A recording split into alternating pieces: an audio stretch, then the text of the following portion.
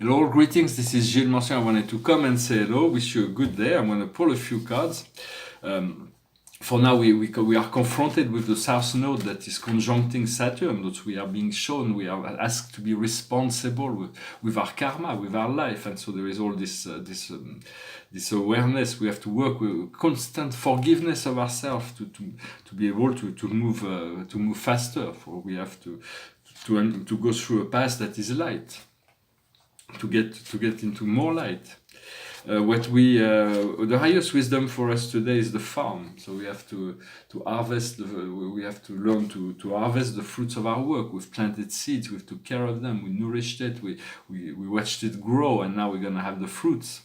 What we need to understand is man, woman, is to find the balance, the equilibrium, the perfect state of being that is fully integrated, that is above polarity, that is unified.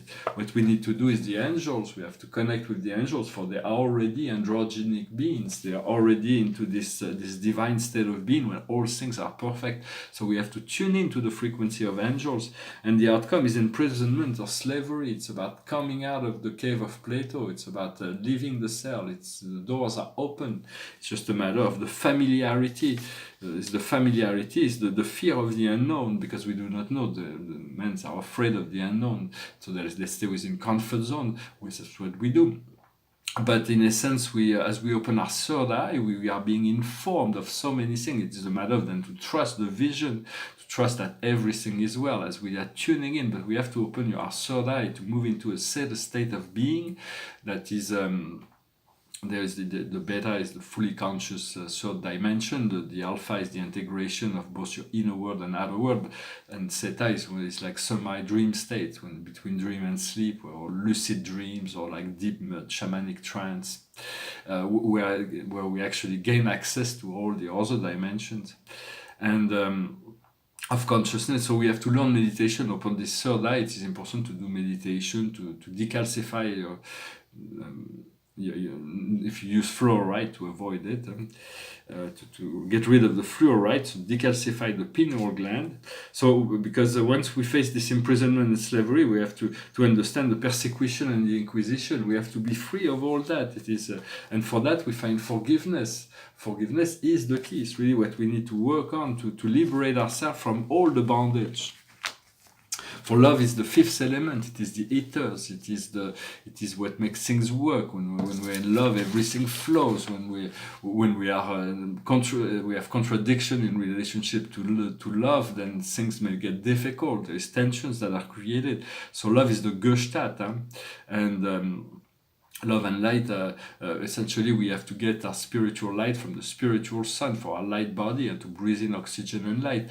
But it's also important to tune in towards the sun every day, to turn to the physical sun, so we can get enough light energy to regenerate our physical body. When we tan, for instance, it would be a lot healthier to do it nude than to hide our genital parts, because it's where the sun energy has been integrated within the body, so it's very unhealthy to time. But we're not in a society where we can actually be free to just be naked taking the sun. So what we can do is use the tips of our finger for about 10 minutes. You go towards the sun, and you put the tips of your finger. First, it's gonna bring in a lot more light from the sun into your physical body, and it's gonna activate the ethereal crystals within the hands, because we have all the powers of the planets at the tip of our fingers, but we haven't activated those energies yet. So it's important to stand for. It's an exercise. See how it feels. And behind the sun, there is the great central sun. There is a connection to the portal of Sirius. There is Alcyon, the central sun of our local universe, and galactic center. So we want to know all that. They are divine beings of light that we need to reconnect to have a personal relationship to, where we can actually tune into, to feel, to sense the crisp light that comes from those places. A lot of people were criticizing for the idea of service to the world, but now there's a lot of people that are joining in, and there's a lot of questioning. I see in the news there's a great deal of acceleration of consciousness in relationship to the questions that are being asked. And for the Christ, we want to realize the Christ. The Christ is the union with God, is God and man being one, outside of all limitation. It's a full reconnection.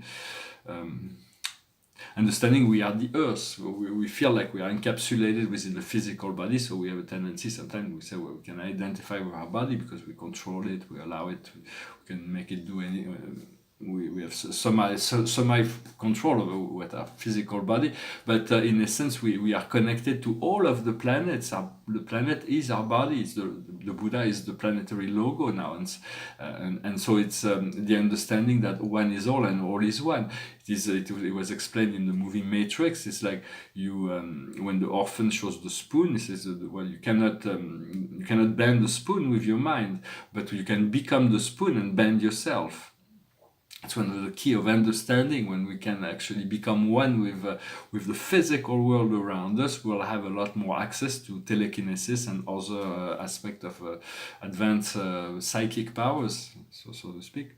And so this is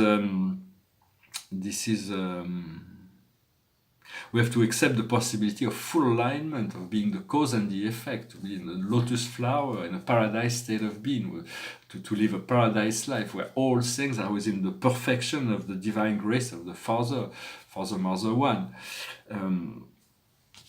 For all these symbols, everything we seek is already hidden within nature, within life, within mythology, within philosophy, within all things, within the arts.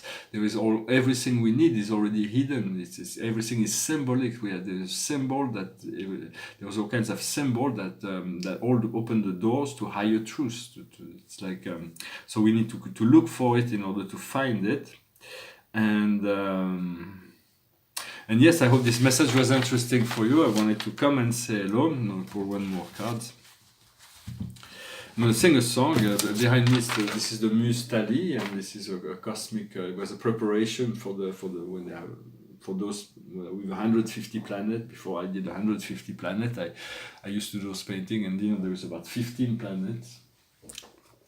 It goes like this. So it's just a reminder that everything can change within one day.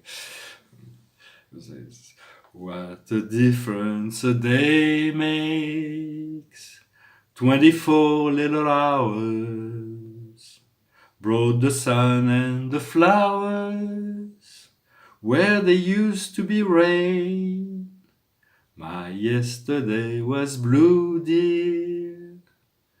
Today I'm part of you, dear. My lonely nights are through, dear.